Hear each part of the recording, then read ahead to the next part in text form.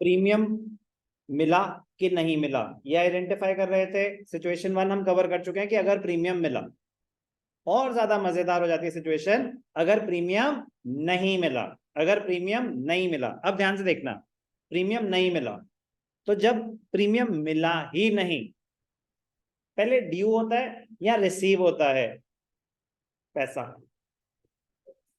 Application में receive होता है, बाकी सारे स्टेजेस में पहले ड्यू होता है या रिसीव होता है? पहले ड्यू होता है। तो जब ड्यू होता है, फॉर एग्जाम्पल अलॉटमेंट पे अगर प्रीमियम था, काव्या अलॉटमेंट पे प्रीमियम था, तो प्रीमियम की एंट्री क्या होगी? अलॉटमेंट की एंट्री क्या होगी अगर अलॉटमेंट पे प्रीमियम था?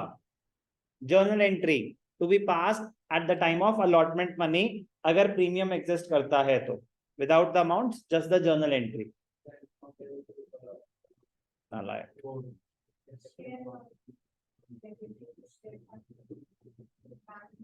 नालायक।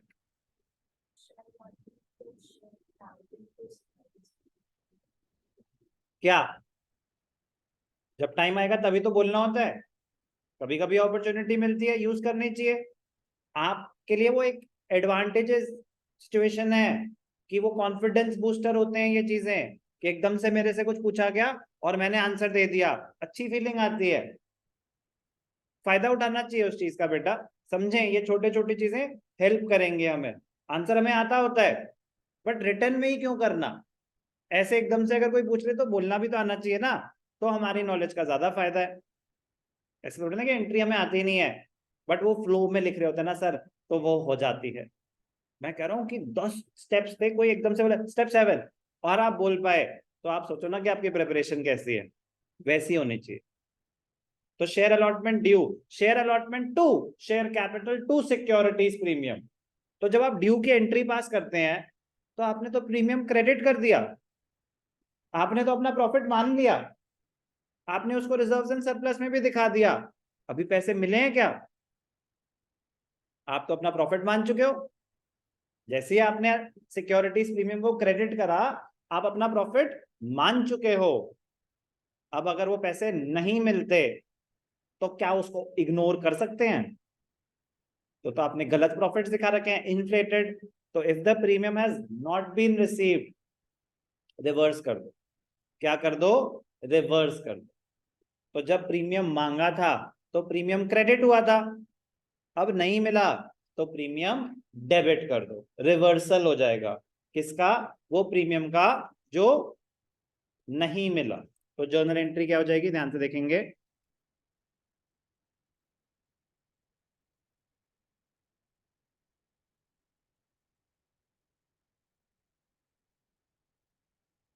क्या हो रही थी अभी तक एंट्री?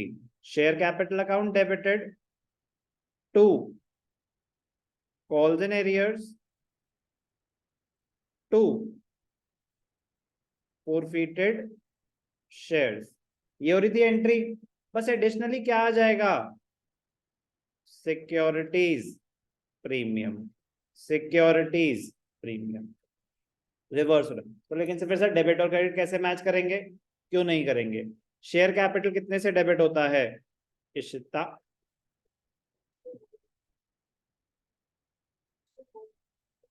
क्या कह रही है? एक्चुअल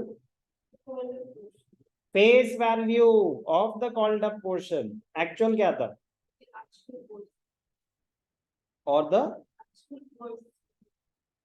एक्चुअल वर्थ आपके अंडरस्टैंडिंग के लिए था। एक्चुअल वर्थ कोई टर्म ही यूज नहीं होगी। फेस वैल्यू, नॉमिनल वैल्यू, ठीक है ना? Face value, nominal value. Share capital will be debited with the face value of the called up portion. क्या कुछ अलग हुआ? No, same. सिक्योरिटीज प्रीमियम, कौन सा प्रीमियम डेबिट हो रहा है? जो जो नहीं मिला, premium not received. Arrears, arrears में क्या आएगा? Money not received. बट ध्यान क्या देना है? Including premium. मतलब अगर अलॉटमेंट पे 5 रुपए ड्यू थे, 3 फेस वैल्यू 2 प्रीमियम, तो 5 रुपए नहीं मिले तो पूरे के पूरे 5 आएंगे। यहाँ पे कोई प्रीमियम इग्नोर नहीं होगा, यहाँ पे कोई प्रीमियम इग्नोर, आपने ड्यू दिखाया ना, रिवर्स करा है, तो वो पैसे नहीं मिले इसीलिए तो रिवर्स हो रहा है। तो उसके एरियर्स में कैसे पड़े रहने दोगे? आपने पैसे मांगे, एंट्री क्या हुई? Share allotment to share capital to securities premium. फिर उसके बाद जब मनी रिसीव हुई, बैंक अकाउंट डेबिटेड, जो पैसे मिल गए। कॉल्स इन एरियर्स डेबिटेड, जो नहीं मिले, टू शेयर अलॉटमेंट। तो जो भी पैसे नहीं मिले, चाहे वो प्रीमियम के थे या फेस वैल्यू, वो तो एरियर्स में पड़े हैं। यस और नो? बट अब वो कैंसिल हो रहे हैं शेयर्स, तो अब तो उन पैसों को भूल जाओ, तो एरियर्स पूरे रिवर्स होंगे। एरियर्स पूरे रिवर्स होंगे, जो भी आपको पैसा नहीं मिला, चाहे वो फेस वैल्यू थी चाहे वो प्रीमियम का था, जो नहीं मिला वो एरियर्स रिवर्स हो जाएंगे। फोरफिटेड शेयर्स में क्या आएगा? Money received. कोई भी doubt? Clear? Share capital is always debited to the face value of called up portion. Sir एक एग्जांपल से समझाओ। ठीक है बेटा, एक और एग्जांपल कर लेते हैं। DCC limited forfeited 500। अब सेम चीज है, 500 शेयर्स हैं, बट अब क्यों फोरफिट हो रहे हैं?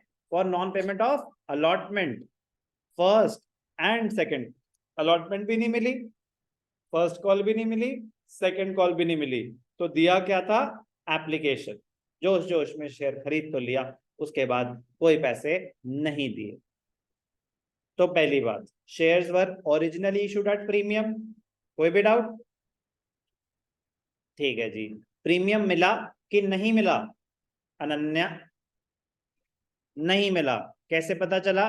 सर उसने एप्लीकेशन मनी दी, उसने ना तो अलॉटमेंट दी, ना फर्स्ट कॉल दी, ना सेकंड कॉल दी। तो प्रीमियम अलॉटमेंट के टाइम पे था और अलॉटमेंट मनी नहीं मिली, तो प्रीमियम नहीं मिला। अब प्रीमियम अगर नहीं मिला, भूल जाओ अमाउंट, भूल जाओ कॉन्सेप्ट, ठीक है ना? अब आप बताओ, फोर फीचर की आप ट्राई करेंगे? करो। फोर फीचर की जर्नल एंट्री क्या होती है? शेयर कैपिटल अकाउंट डेबिटेड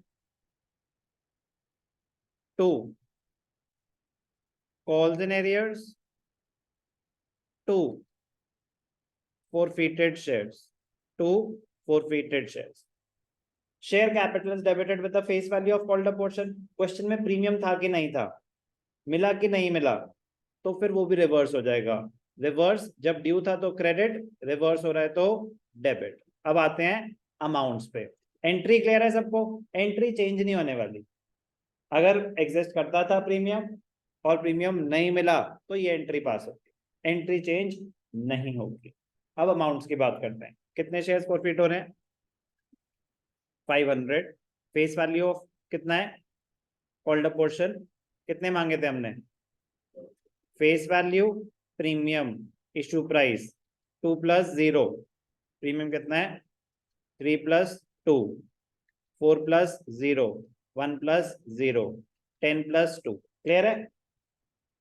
बताओ, एरिया अपना share capital will be debited with, amount बताएं। 10 रुपीज, 5000।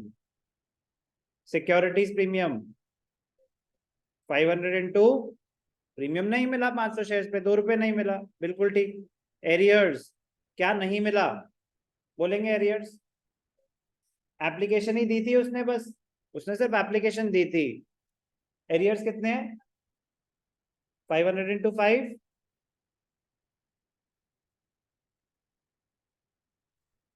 8, 9, 10। श्योर? कैसे कैलकुलेट हुआ? फेस वैल्यू, प्रीमियम हटा दिया आपने, ये करा आपने 3 + 4 + 1, यही करा ना आपने? गलत करा। एरियर्स में क्या आता है? Money not received including premium मिल चुका है क्या? तो एरियर्स का पार्ट है, तो पूरे पैसे पूरे इंक्लूडिंग प्रीमियम कितने नहीं मिले? 10। समझ आया? कोई डाउट? क्या दिया था उसने? सिर्फ और सिर्फ एप्लीकेशन, तो कितने रुपए दिए थे? 1000। यस और नो? क्लियर? पक्का? री इशू 100% सेम है, जैसे हमने फोर पिक्चर में ओरिजिनली इशूड एट पार में सीखा था। री इशू 100% सेम है, उसमें कोई चेंज नहीं है। Bank account debited, forfeited shares to share capital to securities premium depending on the case whether the shares are being reissued at par, discount or premium. Reissue की एंट्री 100% सेम है।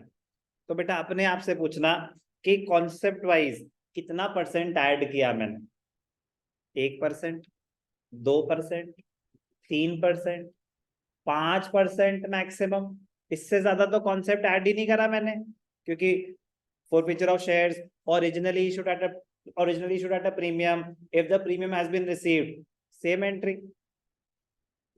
Forfeiture of shares originally issued at premium not received, वहां थोड़ा सा कुछ नया सीखे, concept wise 2 to 3% addition हुई है, उससे ज्यादा नहीं हुई है।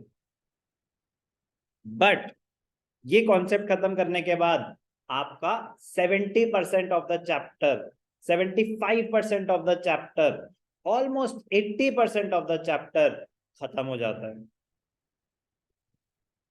शेयर्स मुश्किल नहीं, उसको मुश्किल बना दिया जाता है लैक ऑफ कंसिस्टेंसी की वजह से, लैक ऑफ कंसिस्टेंसी की वजह से। अभी तो प्रैक्टिस करनी है, बहुत करनी है, बट मैं कह रहा हूं कॉन्सेप्ट्स इतने नहीं है जितने लगते हैं, क्योंकि हम साथ साथ नहीं करते। चल पहले आराम से रीड करेंगे, फिर हम इसके क्वेश्चंस करेंगे।